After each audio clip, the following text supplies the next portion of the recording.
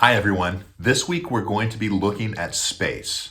Now, not outer space or anything like that, but we're going to be looking at positive and negative space as it relates to sculpture. Now, space is probably the most important design element when it comes to sculpture. And this week, you guys are going to be creating your own sculpture focusing on space. Now, positive space is the space that your sculpture is occupying. For example,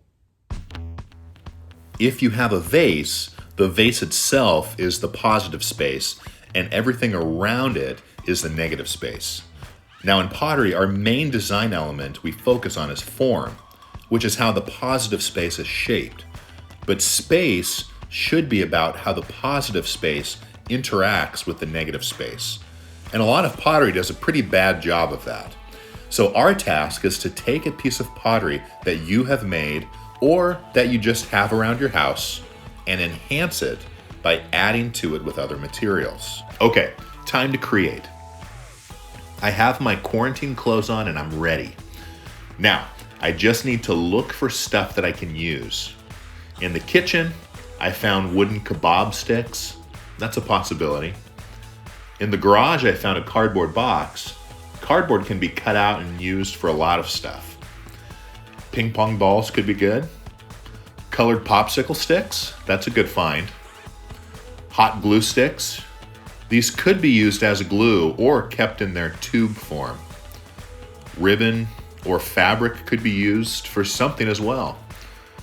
Let's check outside. I have some long sticks I could cut up and use for something. What about this giant piece of root I cut out of the ground yesterday? I'm definitely going to use this for something. I just don't know what yet. So now I need my main form. I found this tall, skinny vase that should work well. It has great form, but it doesn't interact with the space at all.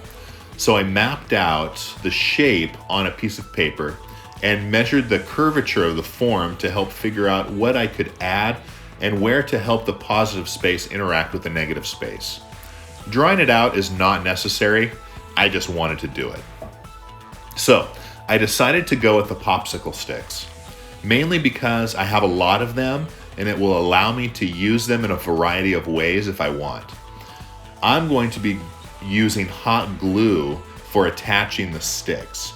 This works great on a ceramic surface because it adheres really well, but it will peel off of the form with no problem if you mess up or want to remove your added design later.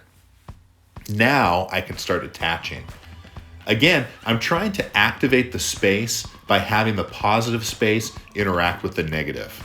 So I need to have the positive space coming out from my main form, but leaving room for the negative space to come through in certain places as well. When my additions are done, I can set up my photo booth and photograph my piece. Now in photographing pottery, you want the form to be visible and the shadow of the form to be hidden. With a sculpture where you are using both positive and negative space together, you may want the shadow to be visible. Play around with shining your light at different angles to see how the shadow impacts the feel of your entire piece.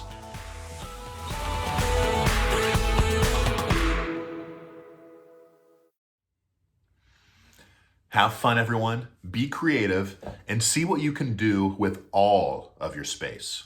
Mr. Willis signing off.